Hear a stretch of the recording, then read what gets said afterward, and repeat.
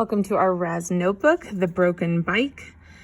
Please label your notebook like this. You're gonna put the broken bike, you're gonna make sure that each word is capitalized at the top, then put your name at the top right-hand corner and the date, and then you're gonna put narrative POV for point of view.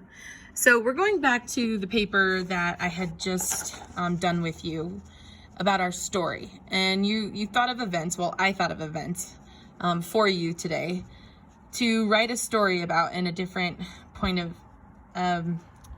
view. So we're gonna do the third person and the first person.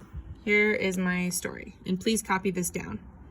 Kate had begged her parents for a pet cat for as long as she could remember. She was celebrating her 8th birthday today.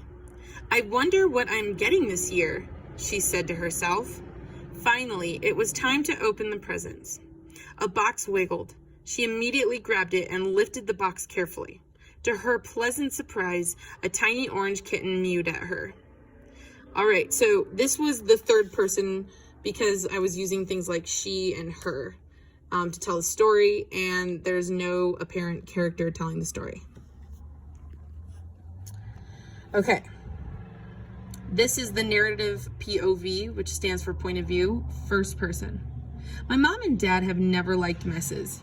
If I came in the house with wet shoes, I immediately had to take them off, get a towel, and clean it up. This is why they have never let me have a pet. Honestly, I was shocked that they gave me a cat for my birthday.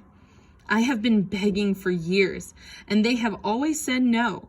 I thought I was getting a doll, but when I saw one of my presents moving, my heart jumped. It was a kitten. Okay, so I'm using words such as my, I, me. This all indicates that this is a character of the story. So this looks a little different from what you're used to in your RAZ notebook. So copy it down, and then on the back, you're gonna draw a picture of the story. So you're gonna write the word illustration and draw the picture of the story that we just wrote. Now for tomorrow's lesson, you're gonna also be asked to write a story with different points of view. So you're gonna do the same thing. You're gonna divide up the paper like this. You're gonna write, third person point of view at the top right there, and then first person down there. You're gonna do your stories like this and a picture on the back, and make sure you fill out your graphic organizer that they give you on your paper.